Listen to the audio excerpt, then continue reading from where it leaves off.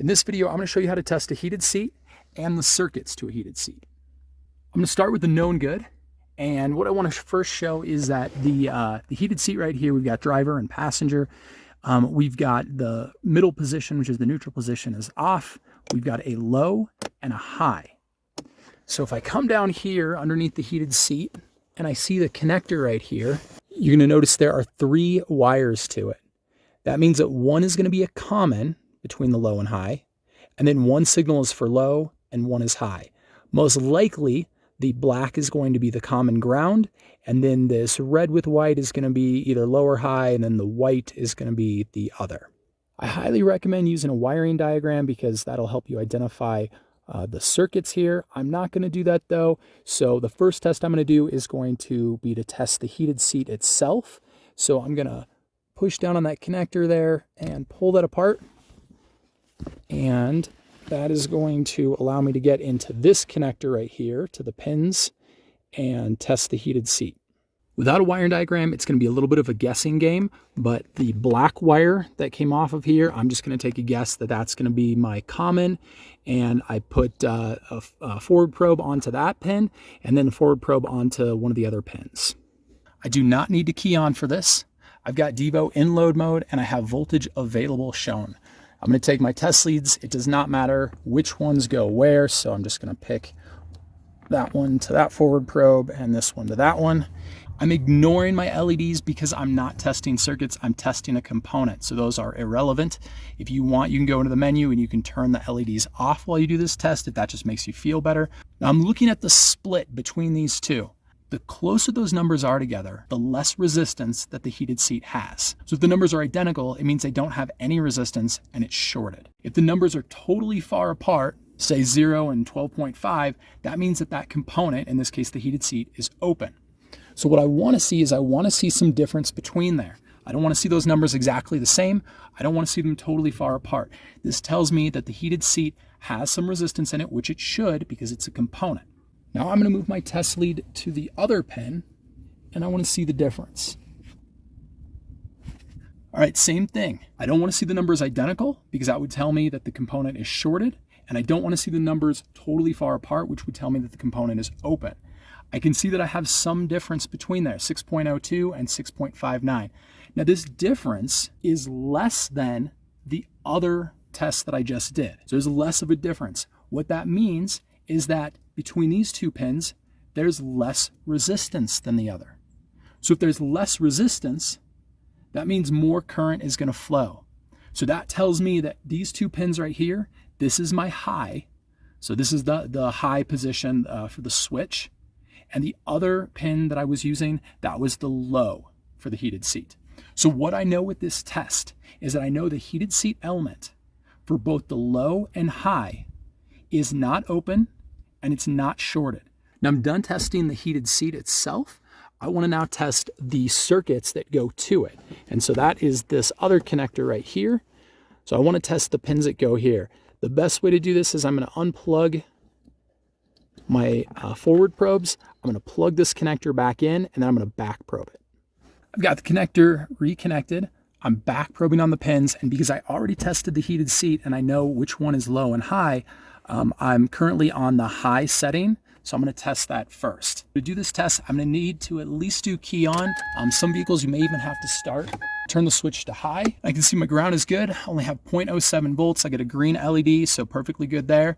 My positive circuit, the LED is kind of flashing between yellow and red, which tells me that I have a medium to kind of a high amount of voltage drop, and that's because I've got 12.06 volts in my battery and 11.09 volts on the positive circuit, which is almost a 1 volt drop.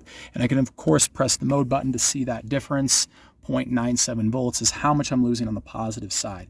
Kind of a high amount, but again, a lot of these vehicles, they're undersizing the wire gauge, which is creating some of these higher voltage drops that we're seeing on these vehicles. I'm going to turn the switch back to off, and now what I need to do is I need to switch the forward probe to my other pin, which is the low, and I'm going to switch the seat to low. Again, same thing. I see my ground is good. Green LED, 0.02 volt loss, so totally great there. And then the positive circuit now for the low setting, is a yellow LED telling me that I have a little bit of a voltage drop on there, and we can see that loss is 0.36 volts, which is, if I want to switch over and see the voltage available, 11.7 out of my total of 12.08 volts. The reason that the voltage drop on the low side is less is because the heated seat isn't demanding as much on that low side. It's a lower setting, not as much power, that means less current, so that means less voltage drop. Now this is with a known good system, so the heated seat element is good here, and the power and ground for the low and high side is also good. Now let's test one that isn't functioning correctly, and let's see if we can figure out why. Now this is the exact same vehicle, I'm just on the driver's side now. I again have the connector unplugged, and I'm first testing the heated seat element itself. I'm testing on the low side of the heated seat, and just like before, I've got load mode on, and I'm in voltage available. And I can see that I've got 5.66 volts and 6.78 volts, which again, I'm looking for how big of a separation that is. If those numbers are identical or close to the same, it means I have little to no resistance, which would indicate that the heated seat is shorted. And if the numbers are really far apart, that tells me that I have very high resistance or even that the heated seat is open. So based upon this comparing to the other side, I believe that this is the low side, the low temperature for this heated seat. It looks pretty close to the same from what I remember. So I think that the low side here is working just fine. I'm going to move this to the high side. And now look at those numbers. I have 0 volts and 12.39, which means that these numbers are very far apart as they can get. That tells me that the high side for this heated seat, the high side element in here, is open or has extremely high resistance. So already, without even having to test any circuits on the side, I know that the heated seat element is defective and it has to be replaced. But I do want to double check and make sure that the wires and circuits going to the heated seat are functioning correctly, that those are all good, because sometimes you can have multiple problems on cars. So I've reconnected the connector. I'm back probed to the ground and to the low circuit. I need it again to key on, engine off, or some vehicles again may have to start those. I'm going to turn the heated seat to the low position, and I can see my ground is good, green LED, 0.02 volts. My positive side, I get a yellow LED indicating I have some voltage loss, 11.6 volts compared to my 12 source available.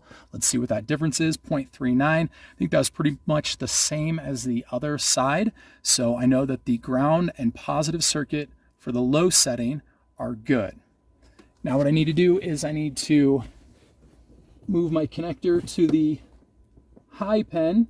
And again, because ground is shared, just like on the other side, I don't have to move the ground back probe. I just need to move the positive pin between the low and the high connector pins. So I'm on the high setting. I'm going to turn the heated seat to high. We can see here on this side, we've got green for both positive and ground. I have no voltage loss on my ground side, no voltage loss on my power side. If I were to switch this over, that shows me 12 volts on the power side. And now that I know that both my power and ground to my heated seat are good, I can confidently replace the heated seat element, and I know that that's going to fix the problem.